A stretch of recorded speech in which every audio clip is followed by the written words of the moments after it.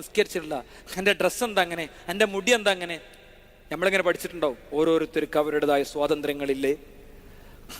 വേഷവിധാനങ്ങളിൽ സ്വാതന്ത്ര്യം ആവശ്യമല്ലേ? ഇപ്പോൾ ഉമ്മയിൽ ഒരു ഫാസിസ്റ്റിനെ ഞാൻ കാണുന്നു.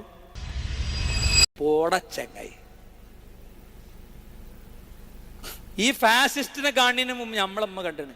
നമ്മളെ അപ്പി കൈകി തന്നമ്മ. പാമ്പേഴ്സ് വരെ പ്രചാരത്തിൽ അത്ര വ്യാപകമായിട്ടുണ്ടാവില്ല നിങ്ങളൊന്നും പ്രായത്തിൽ. ഇന്റെ പ്രായത്തിൽ എന്തായാലും ഇല്ല. അന്ന് ഉമ്മാന്റെ ഡ്രസ്സിൽ മൂത്രിച്ചും കാട്ടിച്ചും മണപ്പിച്ചും നടന്ന കമ്പനിയാ. ഉമ്മ ഒന്ന് വിമർശിക്കുമ്പോൾ തന്നെ ആകെ കൂടെ ജതപളകിട്ട് ഉമ്മാനോട് ഡയലോഗ് അടിക്കണത്. നീ പോയി 1 കിലോ മത്തിയം കൊണ്ടുവന്നാ ഇൻകോട്ടില്ല, ഞങ്ങൾ ഓനോട് പറഞ്ഞോളി. ആരായി ഓന്? നമ്മളെ താഴെ മേലെ ഒരുത്തുണ്ടാവും. ഓൻ അടുത്തേക്ക് പോസ്പോർട്ട് ചെയ്യും, അടുത്താക്ക് ഫോർവേഡ് ചെയ്ത് കൊടുക്കും. തിന്നനോടത്തോ ഭയങ്കര കോപ്പറേഷനാണ്. ഞാൻ പറഞ്ഞ ചിരിച്ചായിരിക്കും കേൾക്കണത്. പക്ഷേ ഇത് റിയാലിറ്റികളല്ലേ?